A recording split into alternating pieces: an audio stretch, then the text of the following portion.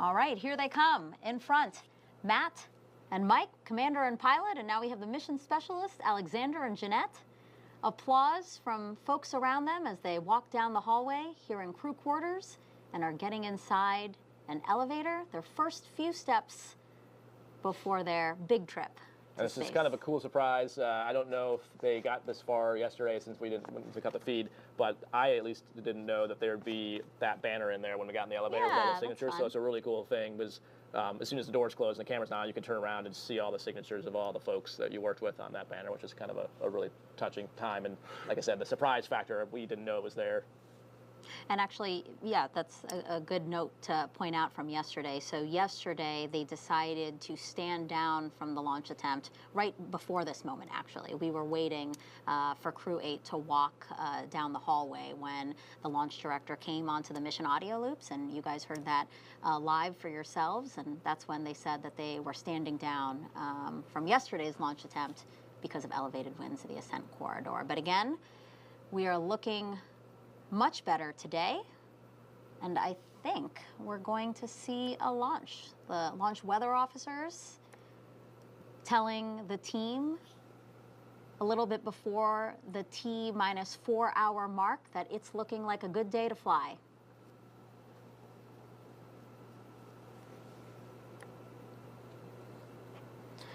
Now we are expecting the crew to walk out in about 3 minutes and 30 seconds.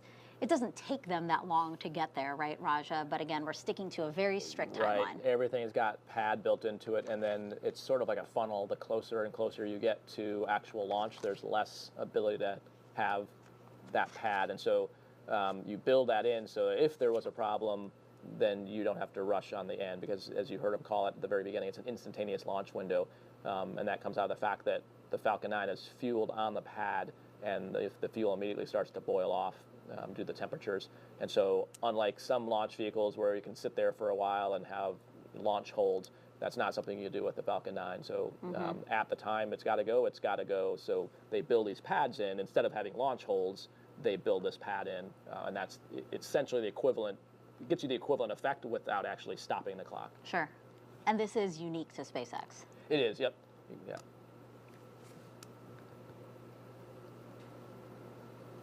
You said this yesterday, but it looks like we might be running out of space on the right-hand side of the door frame there is, you can see it's the recent SpaceX mission, so I can spot mine easily, but so it's 3 down from the top right, there's 3, and then 4, 5, 6, 7, and 8, and yeah, I think we got maybe 2 spots left, then we got to go below the railing or jump over to the left side, so I'm sure they'll come up with something.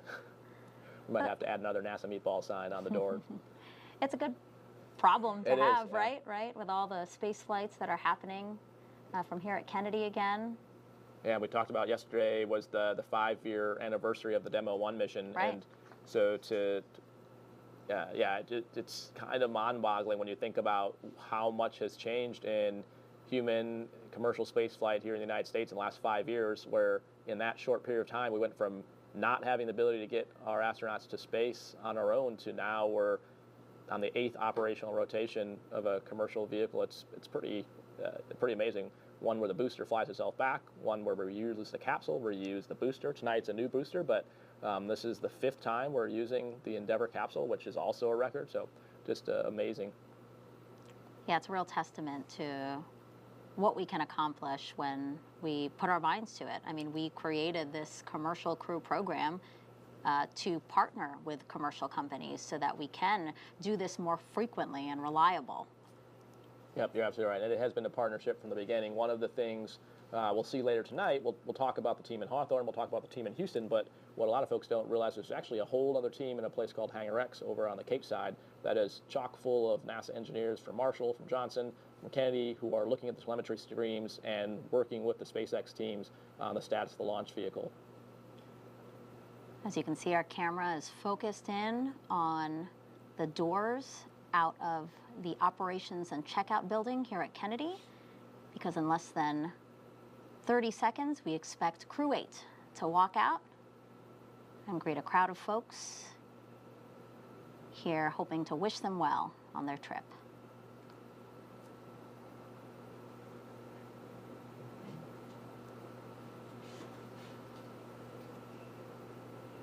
You can see some faces behind the window there, so it looks like they're on time.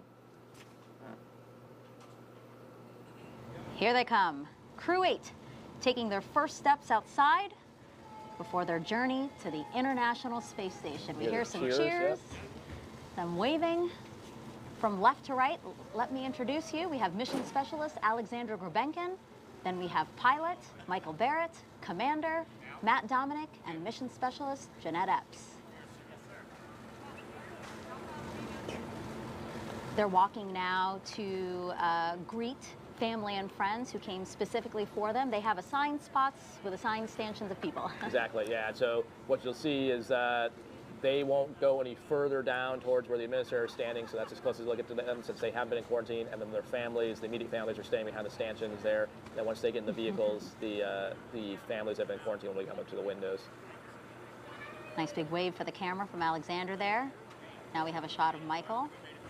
Do you recognize, are those his kids there? Or? Well, the ones he's right in front of right now are the administrator. Yep. I can see the administrator, yep. Nelson. I think he went to talk to them, and he's going back by his kids. Yeah. Because I know he has adult children. He does, yep. Yeah, Mike's kids are adults. I think I can see Steve and his wife, and I think his adult kids are behind Steve in the second stanchion there. We're getting some audio from the feed. Let's see if we can listen in to what folks might be saying.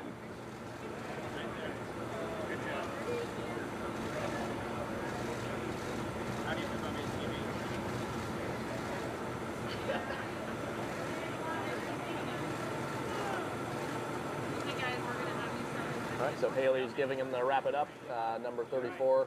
Like I said, like one of the key SpaceX members that the crew is very familiar with, and she's kind of helping run this whole timeline. So they're going to start working towards the Teslas, and you'll see the families then come up to the windows, and you'll talk to them there as well. Yeah, we are expecting them to leave the ONC here at around T-minus 3 hours and 15 minutes. Another great cheer from the crowd. As we see Jeanette Epps taking her seat in her Tesla, she'll be joined by Aleksandr Grebenkin. And then in front of them, we have Matt and Mike, who just got seated as well.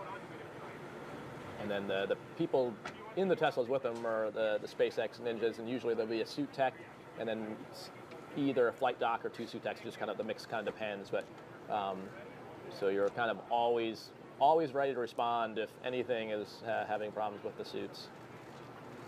And so they're also going to attach them to their umbilicals in the cooling units again. That's why we also have the second opportunity for families to go up? Correct, yeah. So that's why they limit them on time, just so they don't get too hot, as it is not as bad tonight, but some nights can be pretty hot and humid. Once they're in the vehicles, those cooling units are there so they can plug back in and start getting cooling flow again.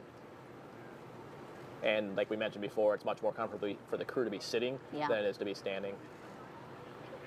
It offloads the weight of the suit off their shoulders and head. And so the folks who are at the cars right now, they've been in quarantine. Exactly. Yep. Those are there's other extended family, but those can't actually come up to the window because they haven't been in hard quarantine the whole time. Looks like Matt's wife is. Yep. And the 2 daughters. Wadi's taking a picture of them with Matt in the car there.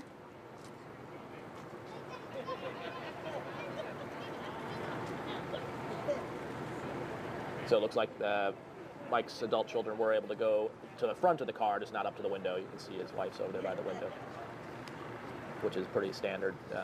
Again, only the folks that are actually in quarantine getting that close enough to actually talk to the crew with the windows down. You know, since we did see that Matt has younger children, I know you had younger children when you flew.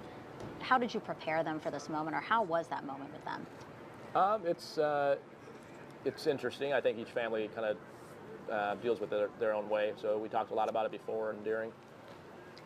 And now we can see the crew is departing from the Neil Armstrong Operations and Checkout Building, beginning their 20-minute drive with a full security escort across NASA's Kennedy Space Center to Launch Pad 39A.